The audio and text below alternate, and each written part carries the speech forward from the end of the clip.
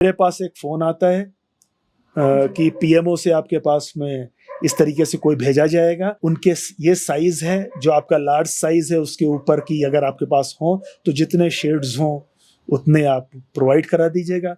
मैंने 6 shade provide कराए उनको। तो हमारे उत्तराखंड की जो पारंपरिक भवन शैली थी, जो इस समय आधुनिकता का शिकार हो रही है और धीमे धीमे आधुनिक मकान बन रहे हैं, उनके सबके फाइबर ग्लास मॉडल जो हैं इस पूरी गैलरी में मिलेंगे आपको। मैंने 4 टोपियों में एक अजीत डोभाल जी को भेजी, एक बिपिन रावत जी को भेजी, एक यहाँ पर रतूड़ी जी अपने जो डीजीपी थे। संस्कृति जैसे मैंने पहले कहा सिर्फ गायन मतलब लाइक और माइक तक या गायन तक नहीं है। संस्कृति हमारे कण-कण में जो कुछ मौजूद है सब कुछ है। केदारनाथ और सिर्फ केदारनाथ एक ऐसी चीज़ है जिनके वजह से शायद मेरी डेस्टिनी मुझको गढ़वाल रीजन में और लेके मसूरी ले आई।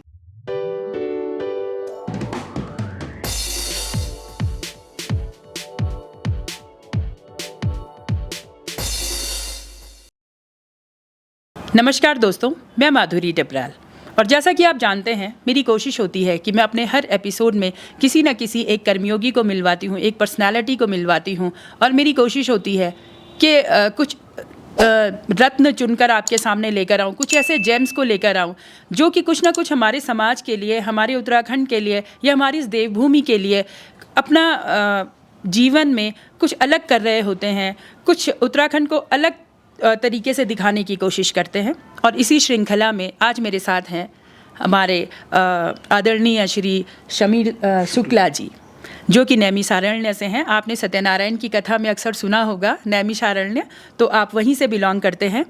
और सोहम हिमालय सेंटर जो है आपका मसूरी में है और 1997 से लगातार कोशिश किए जा रहे हैं उत्तराखंड की संस्कृति को, उत्तराखंड की परंपराओं को अपने म्यूज़ियम के माध्यम से, अपने कल्चर सेंटर के माध्यम से सारे लोगों के सामने एक नई परंपरा को दिखाने की। मैं ज़रूर आपको बताना चाहूँगी, आपने हमारे देश के जो आदरणीय प्रधानमंत्री हैं श्री नरेंद्र मोदी जी, उनके सर पे पहाड़ी टोपी देखी होगी। तो वो टोपी तो सबने देखी है, लेकिन उसके पीछे जो चेहरा था, जिनका वो कॉन्सेप्ट था, वो आप ही हैं।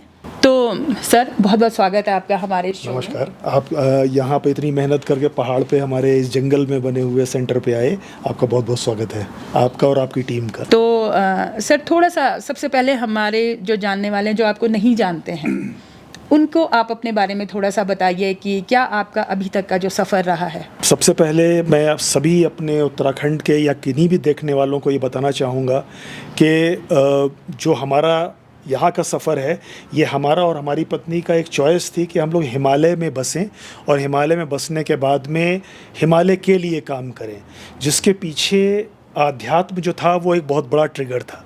इस बात को देखते हुए हम लोगों ने कम से कम 1.5 साल दिल्ली में रहते हुए, दिल्ली में मैं अपनी एक पोस्टिंग पे जहाँ पे था, सेंट्रल गवर्नमेंट की जॉब पे था, वहाँ पर रहते हुए हम लोगों ने ढूंढना शुरू किया, एक्सप्लोर करना शुरू किया और अपनी ज़रूरतों को और अपनी संसाधनों के हिसाब से मसूरी पहुंच गया। मैं 1996 में मैं मसूरी आ गया था, दिल्ली से अपनी सेंट्रल गवर्नमेंट की जॉब से रिज़ाइन करके। और उसके बाद में यहाँ आकर के हम लोगों ने उत्तराखंड तब तो बना नहीं था, तब तो ये उत्तर प्रदेश का पहाड़ी एरिया था, लेकिन हिमालय को एक्सप्लोर करने का एक हम लोगों ने संकल्प लिया। किस लिहाज से कि हिमालय को उसकी आध्यात्मिकता और उसकी संस्कृति के हिसाब से हम इसको एक्सप्लोर करें। ये सफ़र 97 में शुरू कर दिया था।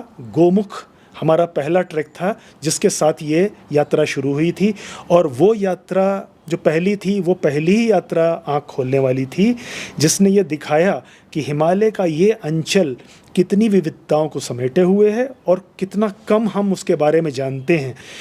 उस एक सूत्र के साथ में तब से लेकर 2024 तक की हम लोग संस्कृति पर एक यात्रा कर रहे हैं, जिसकी परिणति ये सोहम हिमालयन सेंटर है। तो ये तो आपका शुरुआती दौर था जब आप गवर्नमेंट जॉब में थे और आपने अपनी जॉब को रिज़ाइन कर गया।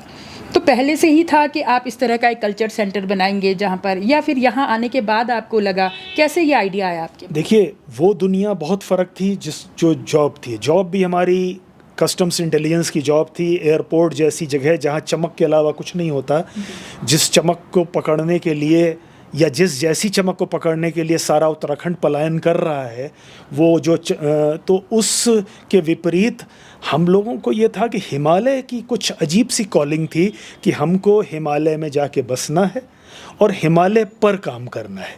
वो क्या काम करना है ये इतना क्लियर नहीं था। ये था कि हमको एक प्रकृति के बीच में रहना है, वहीं अपने परिवार को ऊपर ले जाना है और साथ साथ जो भी अपने अंदर टैलेंट है उससे हमको उसको वापस देना है। ये पहला संकल्प था जिसके बेसिस पे हमने ये तय किया कि हमें ये जगह छोड़नी है। दिल्ली की जो आर्टिफिशियलिटी है वो नहीं रखनी है, 10 से 5 जॉब नहीं करनी है, एक स्वच्छंद तरीके से हिमालय को जीना है, जिसमें, और मैं बार बार कहता हूँ, जिस चीज़ के पीछे जो बात थी वो थी कि श्री केदारनाथ जी कि उस जगह से न जाने कौन सा जुड़ाव है। उसमें बहुत से तो उत्तर मिलते भी हैं मुझको, बहुत से उत्तर नहीं मिले हैं आज तक, लेकिन केदारनाथ और सिर्फ केदारनाथ एक ऐसी चीज़ है जिनके वजह से शायद मेरी डेस्टिनी मुझको गढ़वाल रीजन में और लेके मसूरी ले आई। मसूरी को चुनने का उस समय का प्रत्यक्ष रीज़न ये था, अच्छे से कनेक्टेड था, बहुत कम उम्र पे छोड़ रहे थे, सारे मिलने वाले लोग कह रहे थे इतना भी जंगल के अंदर मत जाओ, तो और बच्चों को पढ़ाना भी था, तो मसूरी चुना।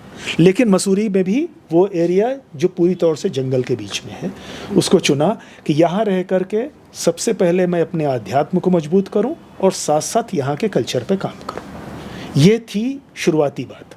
उस समय म्यूज़ियम बनाना है ऐसा नहीं था।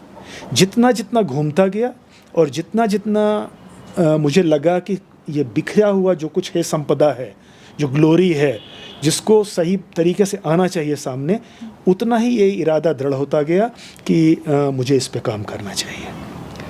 मैं उसके पहले से भी जो स्टडी कर रहा था, 1.5 साल मैंने लगाया था कि मैं क्यों यहाँ बसूं इस हिमालय के इस क्षेत्र में, तो भी ये बात आ रही थी कि मतलब मैं किसी को ऑफेंड नहीं कर रहा, पर ये ज़रूर कहना चाहूँगा कि हम लोगों ने अभी तक अपनी पीड़ा को ज़्यादा दिखाया है, अपनी जो हमारा ग्लोरियस साइड था, जो सारी दुनिया प्रस्तुत करती है, उसको हमने कम दिखाया है।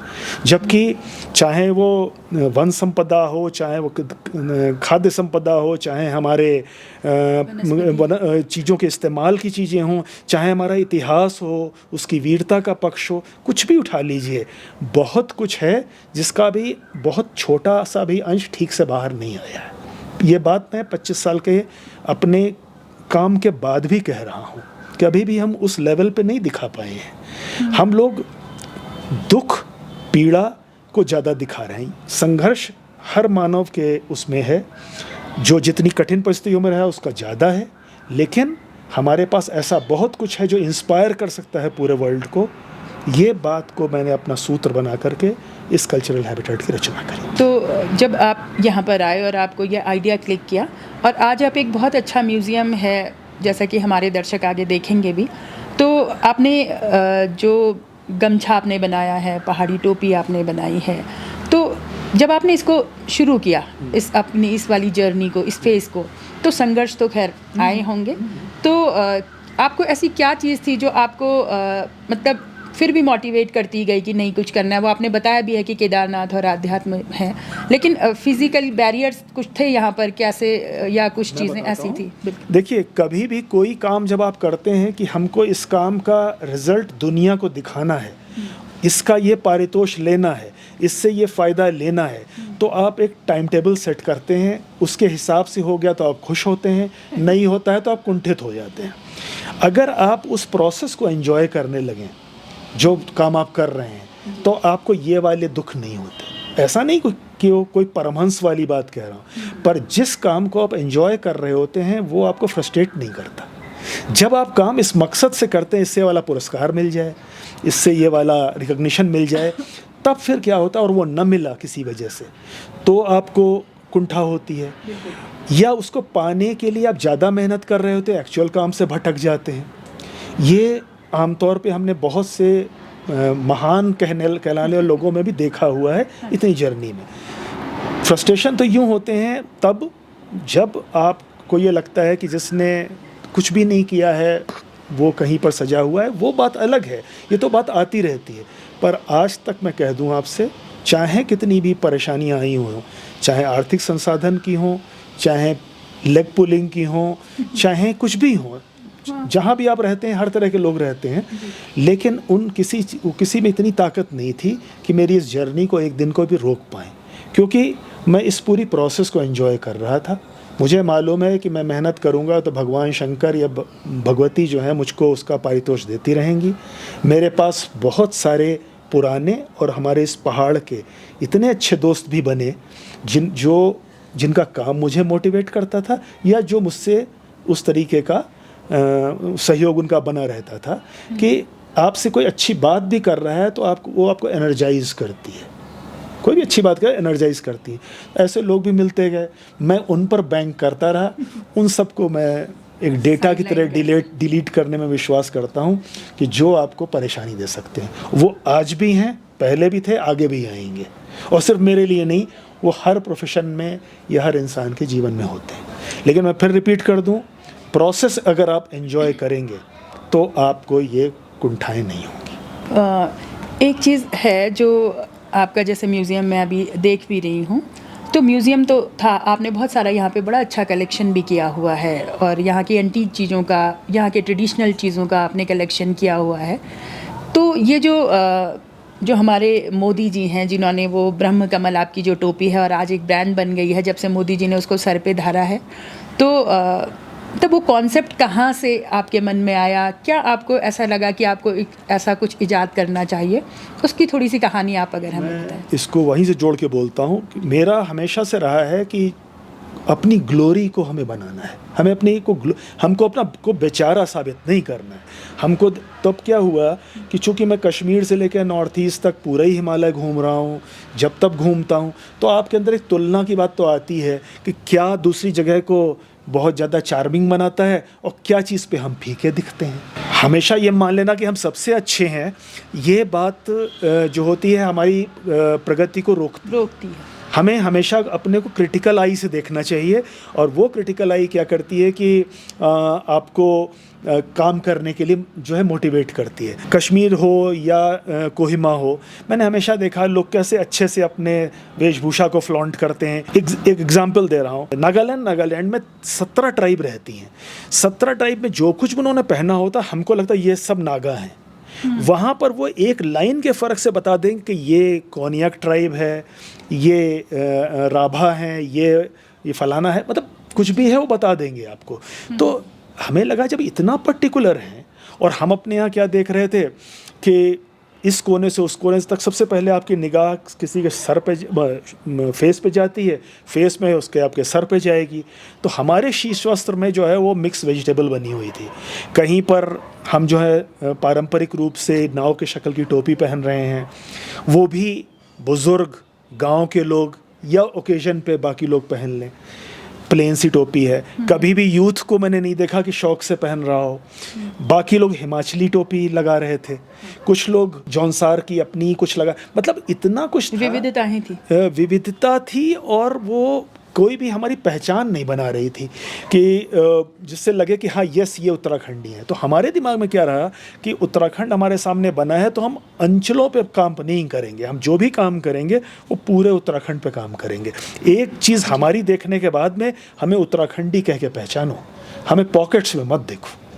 तो इस वजह से ये हुआ कि हमारी एक ऐसी टोपी आनी चाहिए, ऐसा शीर्षवस्त्र आना चाहिए कि सबसे पहले निगाह में चूँकि फेस आता है तो शीर्षवस्त्र आना चाहिए जो हमको दूर से देख के बता दे कि यस ये उत्तराखंडी है। तो हमें लगा कि नाव के आकार की टोपी सबसे ज़्यादा एरिया में पहनी जा रही है। अब अगर मैं उससे बहुत काम करूँगा तो पहले दिन से रिजेक्ट हो जानी थी। विरोध भी आया, उस पर बहुत सारी चर्चाएँ वो जो पहले भी चल रही थी, लेकिन मुझे लगा कि इस पे मिनिमम काम करके मैं इसे इतना अट्रैक्टिव बनाऊं कि इसको यूथ पहन ले। सिर्फ एक वर्ग को मैंने ध्यान किया कि जिसको युवा लेगा वो चीज़ फैशन बनेगी, एक्सेप्टेंस बढ़ेगी, वो खुद भी पहनेगा, वो अपने बड़ों छोटों को भी वो करेगा। तो ये रहा कि इस पे मिनिमम काम करें। हम लोग 6-7-8 महीने इस सिंपल से दिखने वाली पट्टी पे के ऊपर काम किया कि कम से कम कलर की हो, इसमें कोई भी चीज़ रिलीजियस ना लगे कि कोई एक वर्ग उसको न धारण करे, इसको न्यूट्रल भी रहना है। तो ये है कि 4 जो मूल कलर हैं उनकी जो प्रकृति के किसी चीज़ को सिम्बलाइज़ करते हैं, इनकी इंटरट्विनिंग को दिखाएं, जो कि हमारे समाज की जो समरसता है उसको वो करे, यानी एक तरीके से सिग्निफाई करे। फिर उसके बाद में क्या था कि इसके ऊपर एक ऐसा एम्बलम आना चाहिए जो सबकी एक्सेप्टेंस जिस पर हो। अब वो चीज़ पे भी ये था कि क्या हो, तो लगा भाई पहाड़ है, पहाड़ के जो सबसे ऊंचे देव हैं भगवान शंकर हैं, भगवान शंकर को केदार की श्रावणी में ब्रह्मकमल चढ़ता है, तो इससे ज़्यादा पवित्र, इससे आदरणीय चीज़ नहीं लगी। मैंने इनसे कहा अपनी पत्नी से कि आप इसका एक सिंपल सा डिज़ाइन बनाओ, उसको मैं फिर हैंडमेड में मैंने उसका लोगो तैयार कराया। मुझे लगा कि इसको सब लेंगे, इसको सब लोग मानेंगे। फिर वो टोपी का एक बेसिक डिज़ाइन बना। फिर एक बात आई कि इसको मैं उत्तराखंड दिवस पर सामने लाऊं, और वो भी किसी राजनीतिक कार्यक्रम में नहीं। तो मैंने यहाँ के 75 साल के सबसे बुज़ुर्ग जो अपने टेलर थे उनसे कहा कि उत्तराखंड दिवस पे आप शहीद स्थल के ऊपर आप आइए, अच्छे से कपड़े पहन। उनको भी नहीं बताया, एक टोपी लेकर के मैं गया। वहाँ चाहे जितने पॉलिटिकल लोग बैठे हों, मैंने कहा मुझे माइक चाहिए, एक बात अनाउंस करनी है। मैंने माइक लिया और इस पूरे कॉन्सेप्ट को सीधे अनाउंस करके उन्हें बुला लिया। अब एक जगतम दास उनका नाम था है, तो वो जिस कम्युनिटी से आते हैं उसने कभी भी ढंग से लोग उनका नाम भी यहाँ नहीं लेते थे, जक्खू जक्खू उनको बोलते थे। उनको मैंने बुलाया, उनके आँख में आंसू या और खुशी के भी कि उनको इस तरह से सम्मानित किया जा रहा है। मैंने वो टोपी उन्हें पहना करके उत्तराखंड के इस शुभ कार्य को किया था 2017 के 9 नवंबर उत्तराखंड दिवस के दिन। शुरू में लोगों ने कहा कोई नहीं लेगा, ये नहीं, हमने कहा हमें करते चलना है। तो मैं उस बात पे भी कह रहा हूँ कि मोदी जी के पहनने के बाद में तो कोई भी चीज़ ब्रांड बन ही जाना है उसको, वो शख्सियत ऐसी हैं। लेकिन उसके पहले सबसे पहली जो 4 टोपियाँ थीं उसमें मुझे जो आशीर्वाद मिला था वो अपने CDS बिपिन रावत जी का, जनरल बिपिन रावत जी का मिला था। अच्छा। आज भी मेरे पास जो उनका लेटर रखा हुआ है वो मेरे लिए सबसे बड़ा आशीर्वाद था। मैंने 4 टोपियों में एक अजीत डोभाल जी को भेजी, एक बिपिन रावत जी को भेजी, एक यहाँ पर रतूड़ी जी अपने जो DGP थे, यानी जो पद पे बैठे हुए हमारे यहाँ के अच्छे लोग थे, उनको हमने भेजा कि इनके सर पे सजेगी तो लोग का टेंशन इनकी तरफ जाएगा। तो सब ने हमको उस तरीके से रिस्पॉन्ड किया। बात वहाँ से शुरू हुई थी। उसके बाद 17 से लेके 22 तक सारे ही CMs ने, बहुत सारे सेलिब्रिटीज़ ने इसको धारण किया, और वो शायद वजह रही होगी कि क्यों मोदी जी ने बहुत सारी विविध मतलब टोपियों में से इस पर अपना वो लिया और इस पे ज़ीरो डाउन किया और इसको पहन लिया। तो टोपी पर्याप्त मशहूर पहले हुई, मोदी जी के पहनते वो ब्रांड बन गई। अच्छा, एक चीज़ मैं जानना चाहूँगी, जब मोदी जी ने इस टोपी को पहना था तो कुछ बातें भी निकल कर आई थी कि वो कहीं और से शायद ली गई थी, और कुछ इस तरह की बातें आई थी। तो कुछ लोगों के बीच डिबेट थी कि नहीं वहाँ से आई है, और जो जानते थे उन्होंने कहा नहीं यहाँ से आई है। तो थोड़ा सा मैं उस पर भी बात करना चाहूँगी। उसको मैं अगर बहुत खुल के कहूँ तो फिर भी मैं भी उनके जैसा हो जाऊँगा, लेकिन मैं ये क्लियर कर दूँ, सप्लाईज तो मुझसे उस समय से पहले तक लोग ठीक ठाक सी लेने भी लगे थे। जिन 1-2 लोगों ने ये बात कही, मैंने इसीलिए उनके व्हाट्सएप भी बहुत संभाल के रखे हैं कि जब कोई बहुत झूठ बोलेगा और शायद मेरी बर्दाश्त से ऊपर हो जाए तो मैं उसको भी सामने रखूं। पर मैं आज भी मानता हूं कि अगर कोई ये कह रहा है कि मैंने ये करी है, तो अगर तुमने मुझसे लेके भी वहाँ कोई 1-2 पीस दिए हों तो मैं उनको भी सलाम करता हूँ। लेकिन झूठ जो होता है उसके बारे में अगर आप बहुत बोलने लगो तो एक प्रपंच बनता है। वैसे मैं सिंपल स्टोरी बता देता हूँ। मेरे पास एक फ़ोन आता है कि PMO से आपके पास में इस तरीके से कोई भेजा जाएगा, आप उनके ये साइज़ है जो आपका लार्ज साइज़ है, उसके ऊपर की अगर आपके पास हों तो जितने शेड्स हों उतने आप प्रोवाइड करा दीजिएगा। मैंने 6 शेड प्रोवाइड कराए उनको। अच्छा। जो मेरे पास उस समय वेलो पानी बरस रहा था यहाँ पर, अब मैं नाम किसी सबके तो नहीं लूँगा क्योंकि ये अगेंस्ट प्रोटोकॉल है। वो चीज़ मैंने उनको हैंड ओवर कर दी। ये सच है, मुझे ये नहीं पता था कि ये पहनी किस दिन जाएगी, क्योंकि इलेक्शन हमारे यहाँ था तो हमने मान लिया कि रैलीज़ में पहनी जानी होगी या कुछ भी होगा, पर पीएमओ से आने से ये तो तय हो गया था कि किसको पहनना है। और एक दैवयोग ये था कि मैं हमेशा लार्ज साइज़ 24 तक ही बनवाता हूँ। मैंने किसी एक बंदे का सर उससे भी बड़ा था तो उसमें मैंने 25 साइज़ की टोपियाँ बनवाई हैं, हर एक की 2-2 बनवाई हुई थी।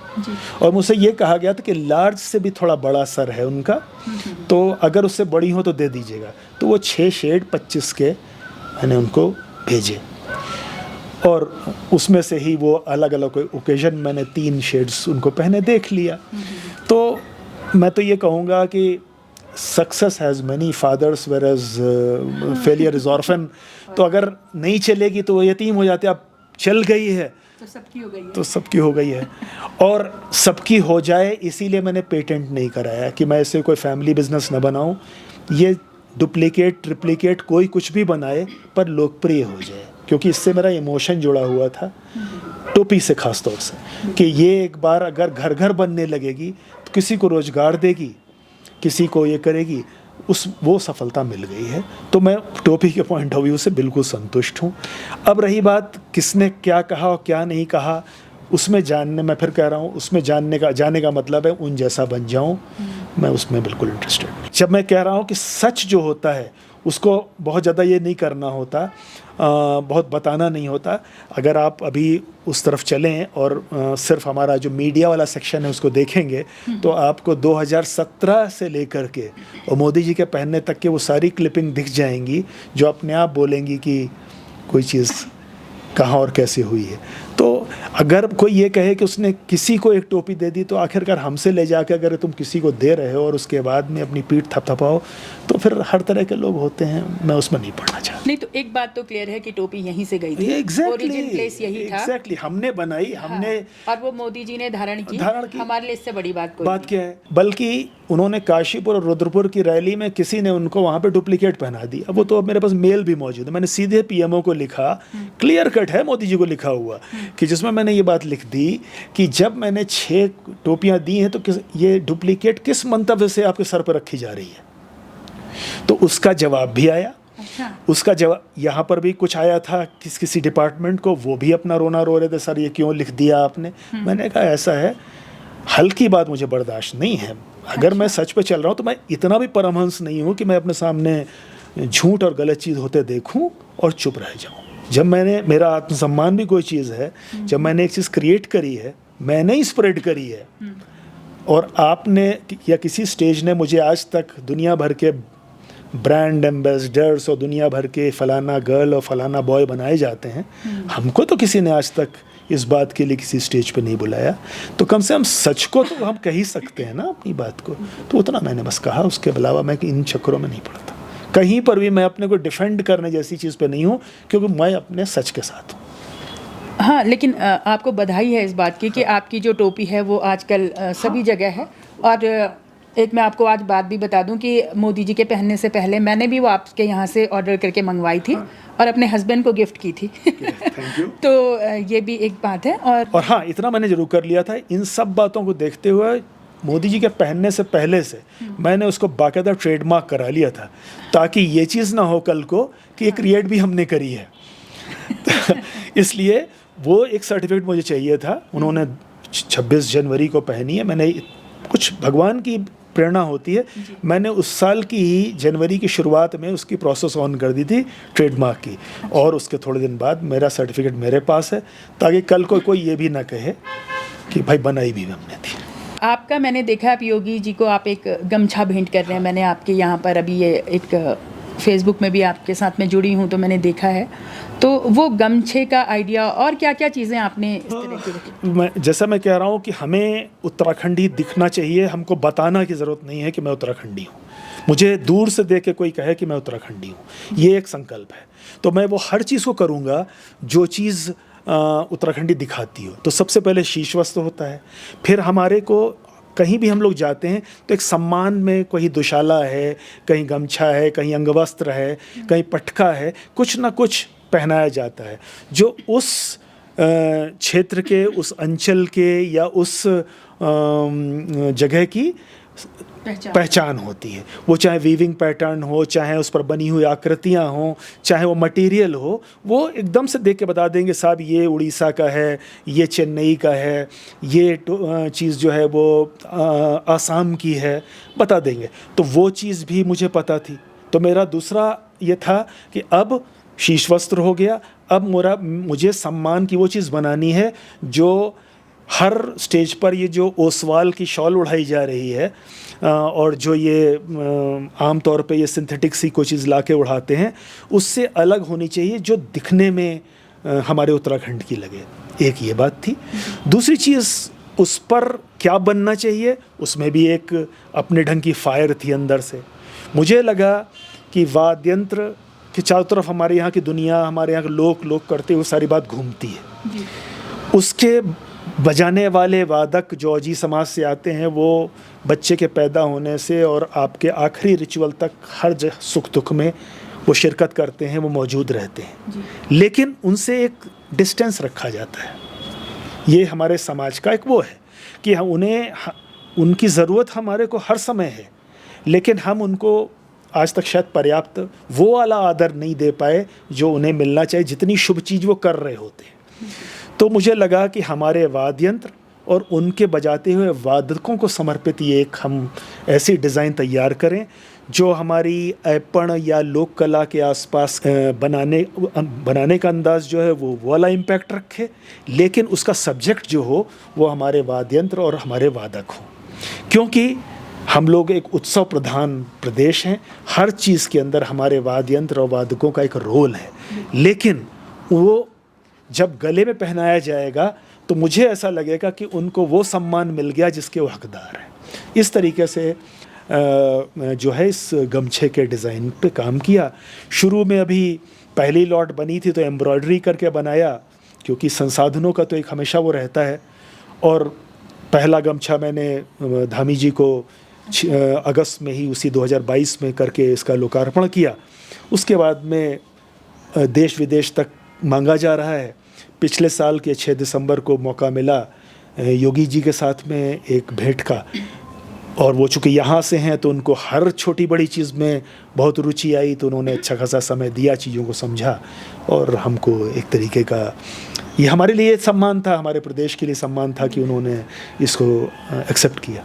और सबसे बड़ी बात है कि आप एक सोच ही लेकर चल रहे हैं, और वो सोच आपके प्रोडक्ट्स में, आपकी चीज़ों में भी दिख रही है। जो उत्तराखंड के प्रति जिस विज़न के साथ आप उत्तराखंड आए, तो वो आप उसको आप बरकरार रखे हुए हैं। और मेरा कहने का मतलब ये है कि मैं शोकेस करूँगा म्यूज़ियम में, मैं जो प्रोडक्ट बनाऊँ वो लोगों के परिधानों पे दिखे।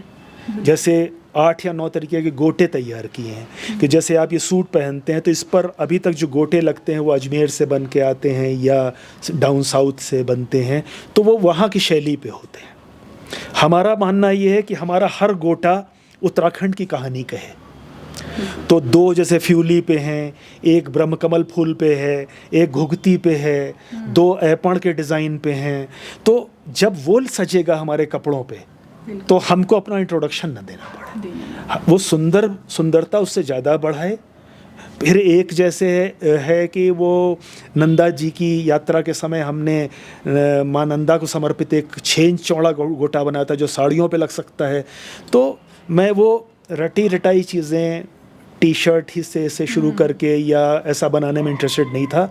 मैं जो लोक परिधान थे उनमें सजे ऐसी चीज़ बनाना चाहता था।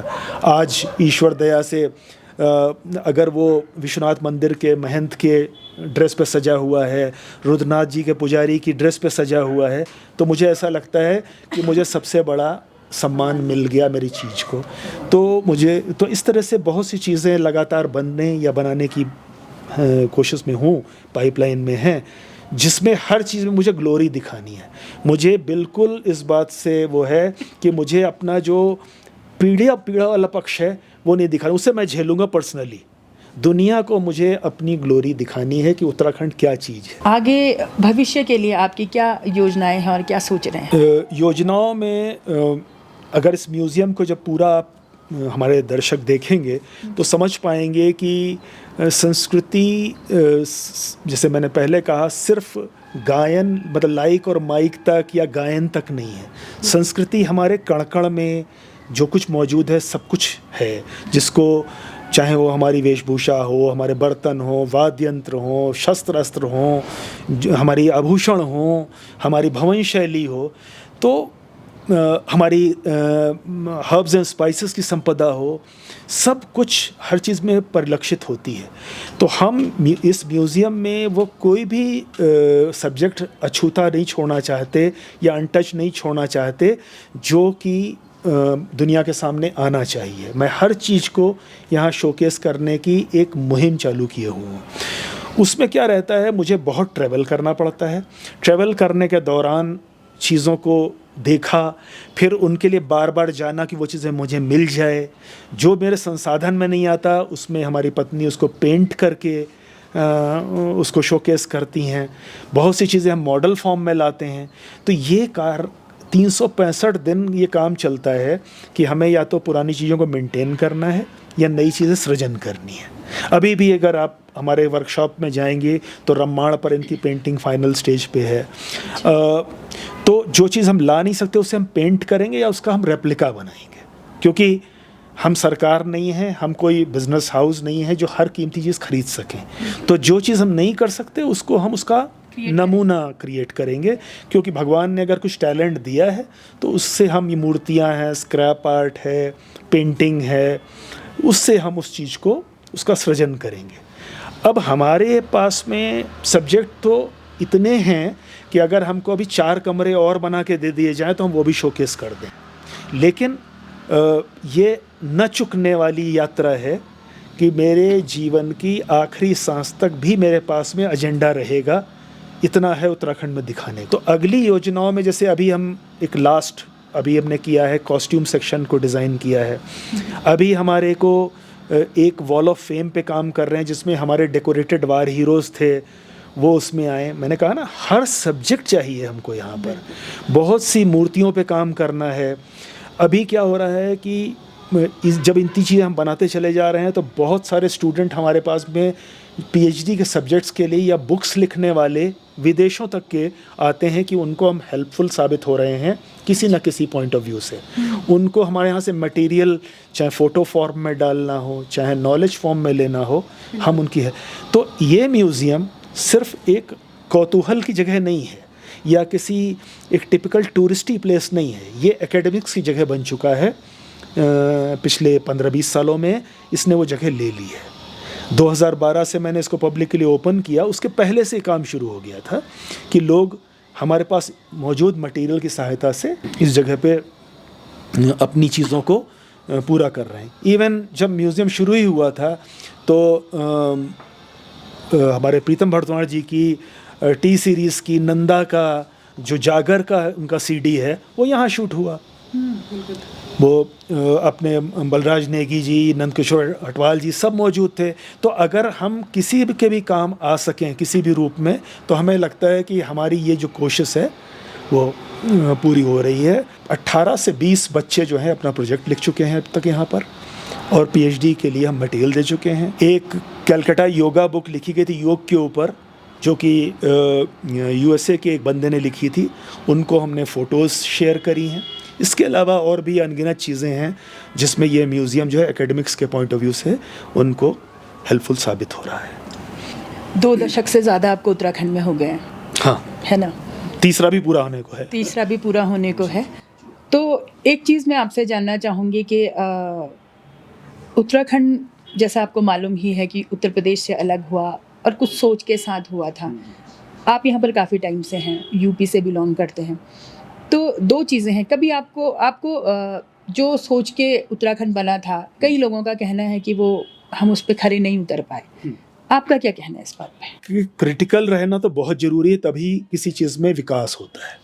लेकिन सिर्फ क्रिटिकल होना जो है वो हमें धीमे धीमे करके निगेटिव बनाता है।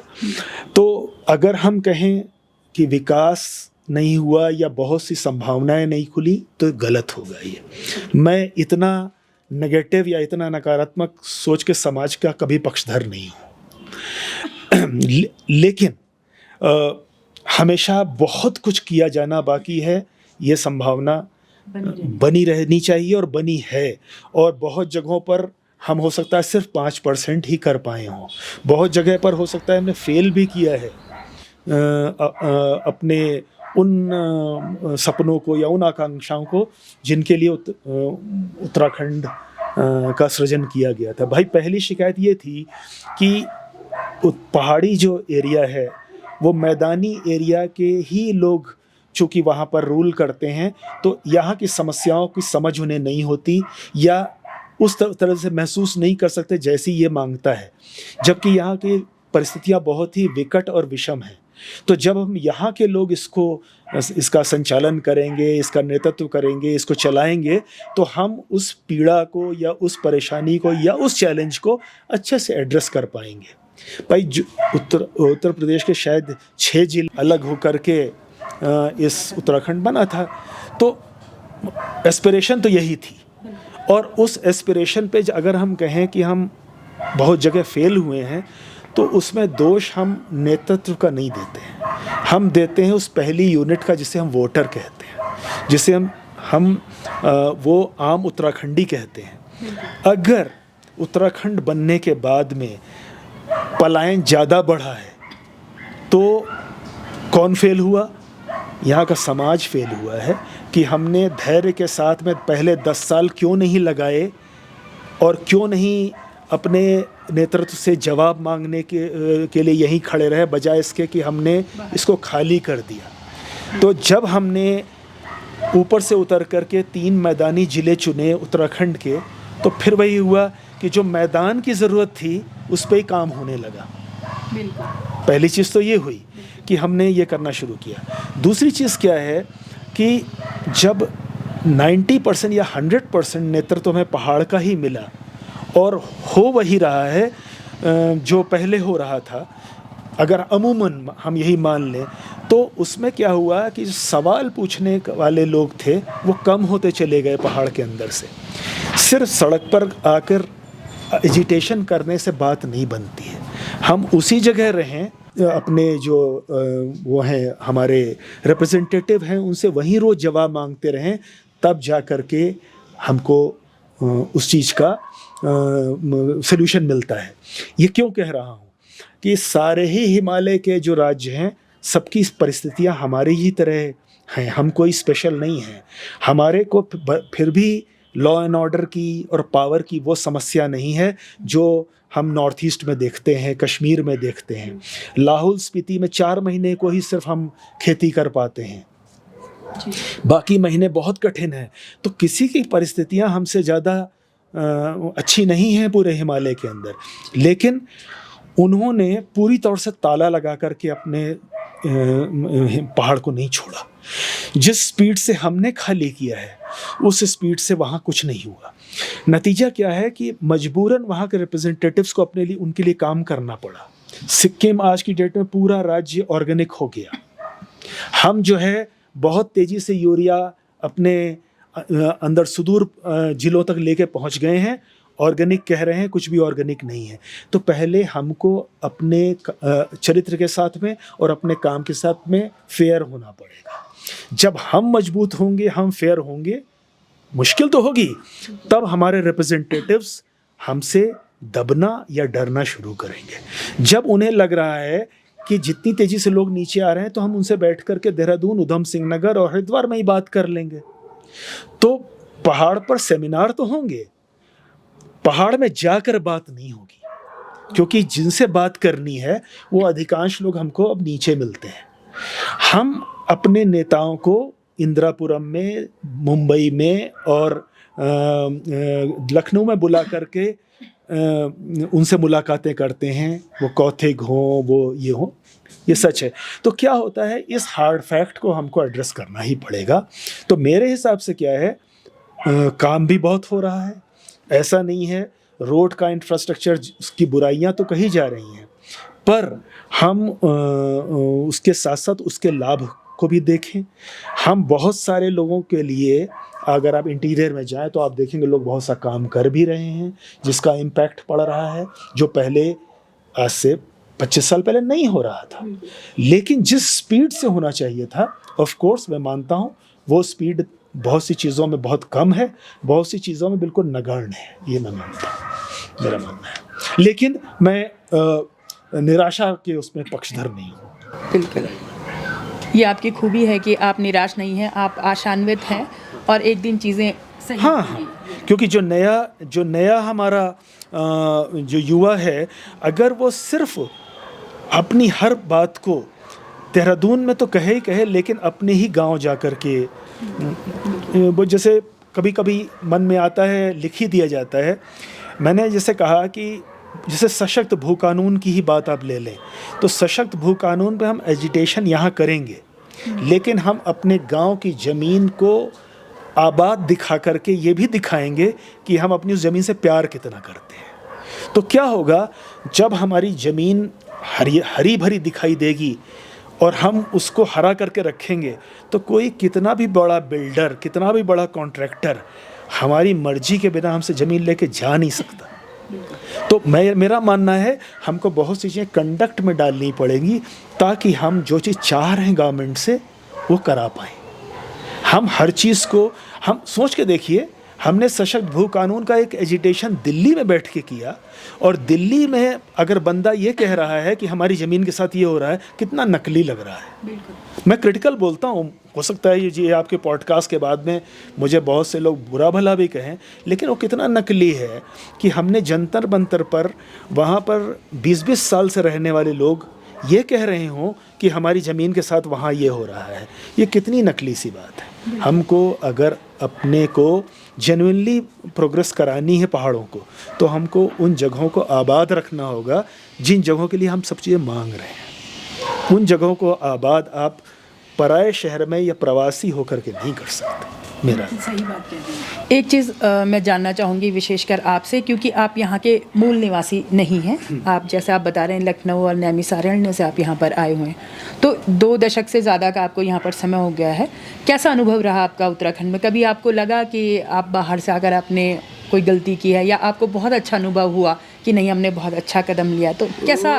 मैं एक चीज़ बहुत पूरी ईमानदारी से कह दूँ, 1 मिनट का भी रिग्रेट नहीं था कि मैंने ऐसा मुझसे कुछ गलत हुआ, या मैंने ऐसा क्यों कर लिया, या मैंने जल्दी क्यों कर लिया।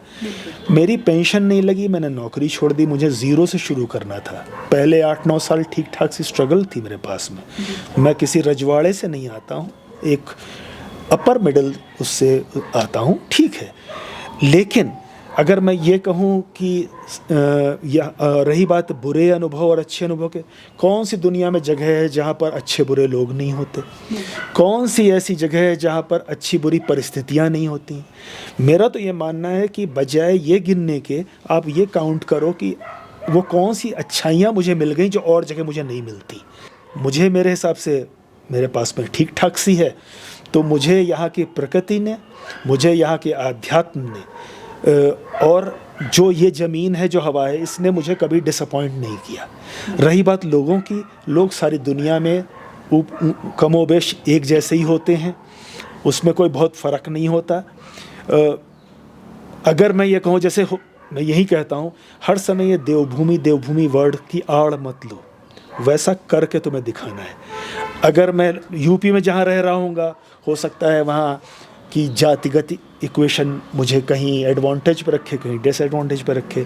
वही चीज़ मैं यहाँ देखता हूँ। अमेरिका में सुनता हूँ कि ब्लैक और वाइट का गेम है, तो ऐसा नहीं है।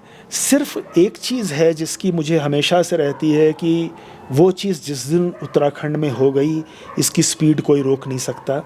अपने अंदर एक अदद नौकरी ढूंढने के अलावा एंटरप्रेन्योर बनने की एक चीज़ अपने अंदर पैदा कर लो। जिस दिन ये गुण हमारे युवाओं में आ गया, कोई भी उत्तराखंड को रोक नहीं सकता। एक अदद नौकरी के पीछे भागना है तो न पलायन रुकेगा, न ये शिकायतें रुकेंगी। लेकिन अगर एंटरप्रेन्योरशिप आ गई आपके अंदर, उद्यमिता का भाव आ गया, तो फिर उत्तराखंड को कोई नहीं रोक सकता, इतने संसाधन हैं। वो जिस दिन आ जाएगा उसके बाद मैं बता दूं कि वो सब कुछ यहाँ पर होगा जिसके लिए जो एक होता है ना सपना सा है, वो एक आइडियल स्टेट क्या होगी, वो आइडियल स्टेट हमारी उत्तराखंड होगी। क्योंकि उद्यमिता एक चीज़ मांगती है मेहनत, बिल्कुल ये सही कह रहे हैं। और वो मेहनत गांव के अंदर से छूट रही है। ये लड़के और लड़कियों दोनों की प्रॉब्लम बनती जा रही है। आप एंटरप्रेन्योरशिप ले आइए अपने अंदर, उत्तराखंड को कोई नहीं रोक सकता।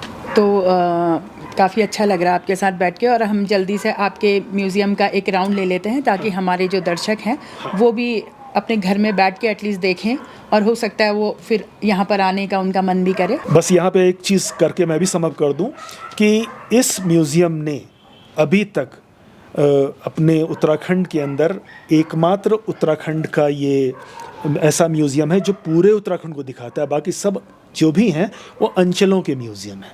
तो इस म्यूज़ियम ने अभी तक पूरे दुनिया के लोगों को अपने उत्तराखंड को एक जगह पर दिखाने का जो कार्य किया है, वो कार्य जो है आगे भी चलेगा और चलता ही रहेगा, जिसके अंदर पर्यटन का भी आकर्षण है और एकेडमिक्स का भी अपना एक पुट है। नमस्कार, द डीएमडी शो की टीम को सोहम हिमालयन सेंटर की तरफ से मेरा अभिनंदन, मेरा यहाँ पे स्वागत है। मैं समीर शुक्ला, फाउंडर सोहम हिमालयन सेंटर। इस समय आप इस मोमेंट पे श्री चामुंडा पीठ मंदिर के पास खड़े हैं। ये सोहम हिमालयन सेंटर का पहला जगह है जिसका हमने निर्माण 1997 में किया था। ये एक शिव शक्ति मंदिर है और इस मंदिर की अपनी विशेषताएं हैं कि इसमें कोई भी पुजारी नहीं है और सारे ही जनमानस के लिए खुला हुआ है, और इसी बुनियाद पर ही बाकी चीज़ों का निर्माण किया गया है। ये मंदिर भी जो है वो बहुत सारी यहाँ की संस्कृति को अपने में समेटे और संजोए हुए है। आइए फिर मैं आपको ले चलता हूँ सोहम हिमालयन सेंटर की दुनिया में, जहाँ पर आपको उत्तराखंड हिमालय की संस्कृति की झलक मिलेगी और हर तरीके की चीज़ें आपको मैं दिखाता हूँ वन बाय वन। हम लोगों ने कोशिश करी है कि इस प्रमाइस के अंदर उत्तराखंड को, जो कि अपने आप में स्टेट है, उसे हम एक कोने से दूसरे कोने तक दिखाने के लिए हर विषय को इसके अंदर समाहित करें।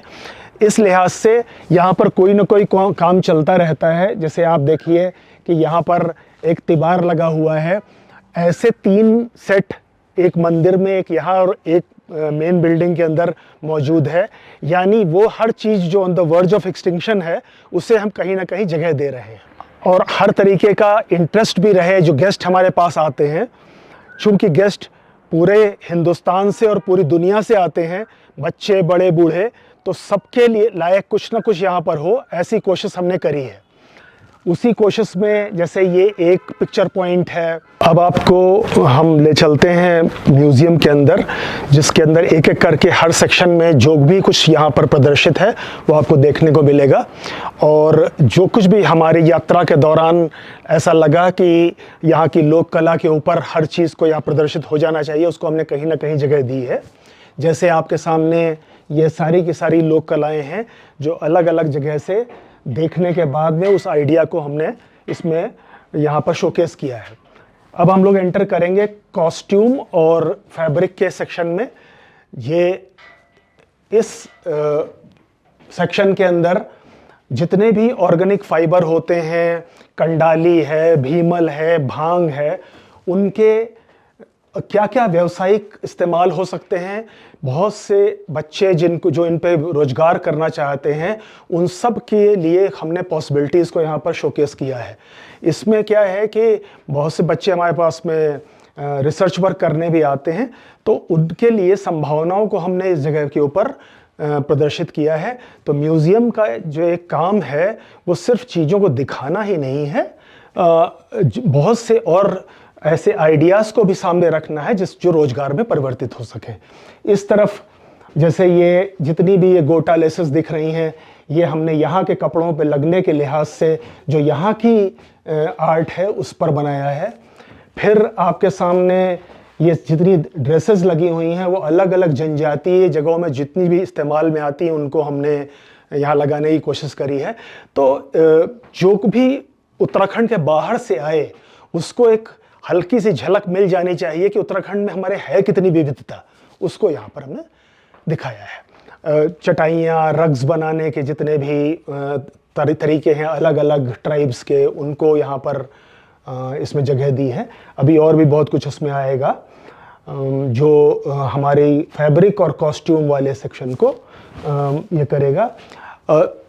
अभी जो जिन चीज़ों की वजह से हमारा सेंटर बहुत फेमस हो गया वो ये है कि हमने 2017 में जो एक टोपी डिज़ाइन करी जिसका नाम है ब्रह्म कमल पहाड़ी टोपी, उसको वो अब जो है उत्तराखंड, हमारे उत्तराखंड की पहचान बन चुकी है। उसकी झलक आपके सामने दिख रही है। पीछे उस तरफ भी अगर आप देखें तो जो हमारे शीर्षस्थ नेता लोग हैं उनकी भी, वो लोग भी अलग अलग उसमें दिख रहे हैं, मोदी जी से लेकर धामी जी वगैरह।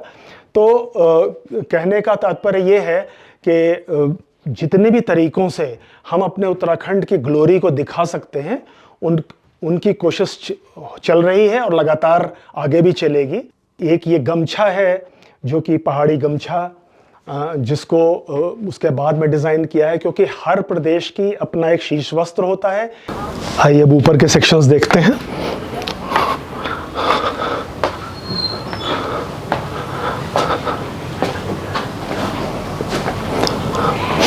अभी ये लेटेस्ट ऐड किया है ये सेक्शन जिसमें कि जो हमारे मुखौटा बेस्ड जितने भी स्टोरीज़ हैं, अलग अलग जगह होते हैं, मेले होते हैं, उनको हमने यहाँ जगह दी है।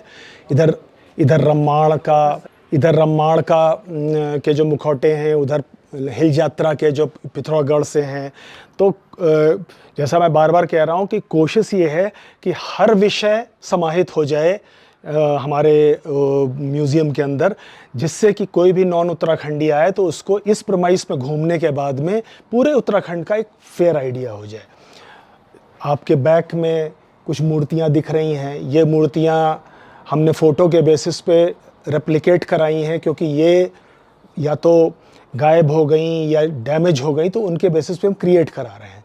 इस म्यूज़ियम की 90% चीज़ें मेरी और मेरी वाइफ की क्रिएटेड हैं, कुछ चीज़ों को छोड़ भी दिया जाए तो, जिसमें कि ये रेड सैंडस्टोन की मूर्तियाँ आती हैं, वरना जितनी भी पेंटिंग हैं, जितने भी आर्ट वर्क हैं, वो दोनों लोगों का ही अपना काम है। इसके बाद में आप जब इस गैलरी में जाएंगे तो हमारे उत्तराखंड की जो पारंपरिक भवन शैली थी, जो इस समय आधुनिकता का शिकार हो रही है और धीमे धीमे आधुनिक मकान बन रहे हैं, उनके सबके फाइबर ग्लास मॉडल जो हैं इस पूरी गैलरी में मिलेंगे आपको। चंपावत से लेकर के और उत्तरकाशी तक जितने तरीके की शैली हैं उन सबको हमने जगह दी है। आप अगर उस कोने में जाएंगे तो से अगर आप शुरू करते हुए आएंगे तो आपको ये दिखाई पड़ेंगे सारी भवन शैलियाँ। इस सेक्शन में जहाँ आप आए हैं ये पिछला 22 से 23 साल का जो कैनवस पर पेंटिंग का काम है, जिसमें कि 90% वर्क जो है हमारी वाइफ का है, वो ड्राइंग एंड पेंटिंग में PhD हैं और 10% और 15% मेरा है।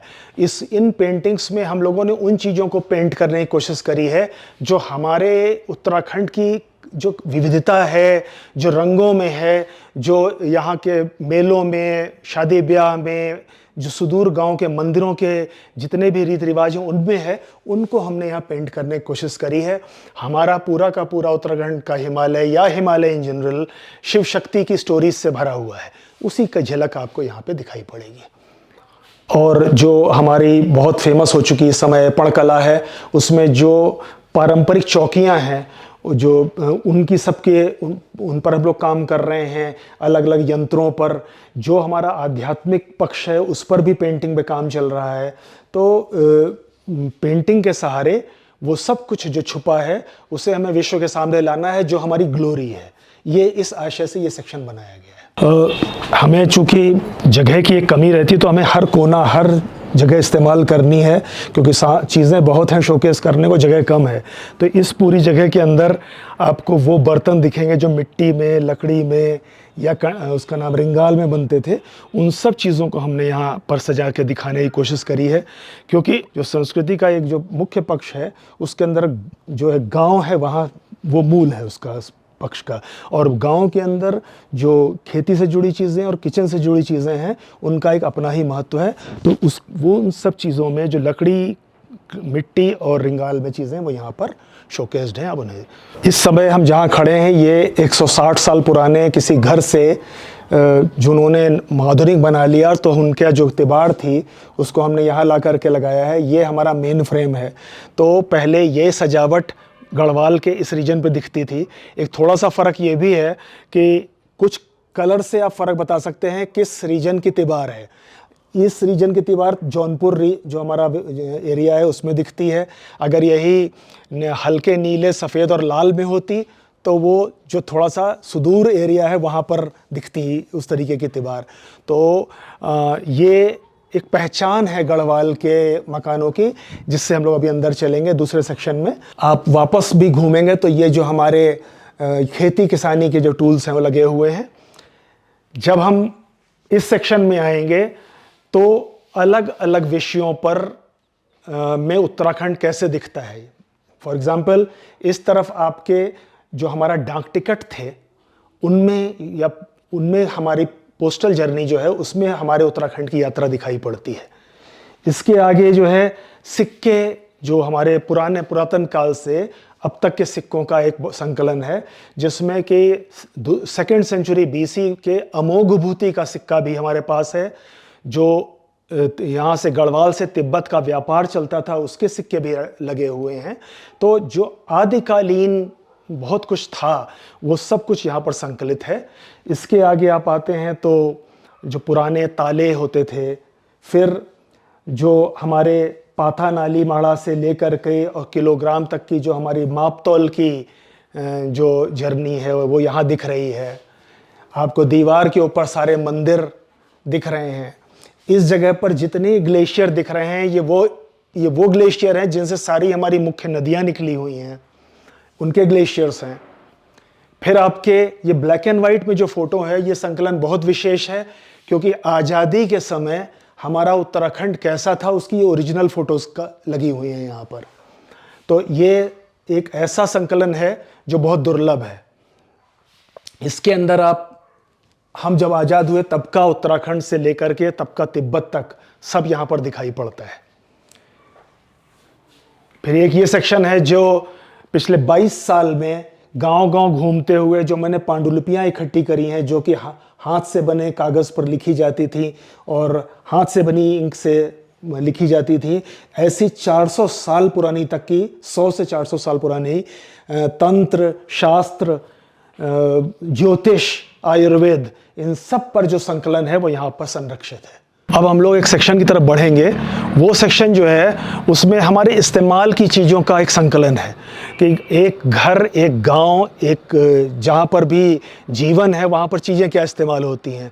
बर्तन हैं, आपके अस्त्र शस्त्र हैं, आपके आभूषण हैं या आपके वाद्य यंत्र हैं, उन सब चीज़ों को हम आगे वाले सेक्शन में दिखाएंगे। साथ साथ मैंने जैसे कहा कि ये चाहे मूर्तियाँ हों, चाहे ये स्क्रैप आर्ट हो, हमको हर कोना इस्तेमाल करना है अपना किसी न किसी कला को दिखाने के लिए, ताकि ये जो है जो पूरी म्यूज़ियम के अंदर एक क्रम है वो बना रहे। तो उसके बाद में हम लोग अब यहाँ पे आते हैं तो इधर पिछले 15-20 सालों में जो जिन पेपर्स पे, जिन मैगज़ीन्स पे हम लोगों को जगह मिली वो हैं।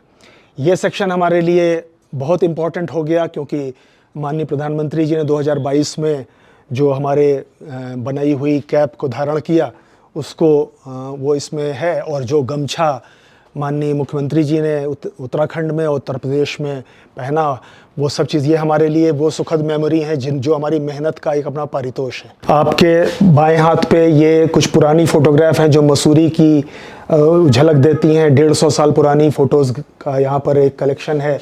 फिर इसके बाद में जो हमारे अपने लोक गायक हैं उनकी जो CDs होती थी उनका कोलाज लगा हुआ है। फिर हमारे उत्तराखंड के जितने भी तरीके के एडवेंचर्स होते हैं उनको यहाँ पर हमने शोकेस किया है। इस तरफ वो सारी चिड़िया जो हमारे आसपास के जंगलों में आती हैं उनको हमने इस जगह पर शोकेस किया हुआ है।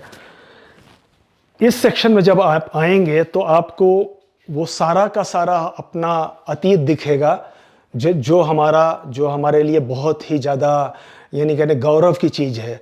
हमारे अस्त्र शस्त्र, बर्तन सारे काम कांसे में, तांबे में, बेल मेटल में, उन सब को यहाँ पे जगह दी है हमने। और साथ साथ हमारे जो वाद्य यंत्र हैं और आभूषण के सेक्शंस हैं, उसके साथ साथ जितने तरीके के हमारे हर्ब्स एंड स्पाइस होते हैं जिनकी कमर्शियल फार्मिंग हो रही है, उनका भी एक सेक्शन है। जितने तरीके की चीज़ें हमारे यहाँ उगाई जा रही हैं, उन सब के सैंपल हमारे पास मौजूद हैं। सामने जो बुद्धिस्ट इन्फ्लुएंस है वो सामने दिया हुआ है। तो जैसा मैंने पहले कहा, कुछ भी जो इस्तेमाल होता था कभी भी गांव में और लोगों के द्वारा, उन सब चीज़ों को हम यहाँ पर संकलित कर रहे हैं। तो समीर जी, आपके साथ मिलकर, आपको सुनकर बहुत अच्छा लगा। और आप नैमिषारण्य से यहाँ पर आकर इतना अच्छा आप उत्तराखंड के कल्चरल हेरिटेज के लिए काम कर रहे हैं, यहाँ के ट्रेडिशंस के लिए काम कर रहे हैं।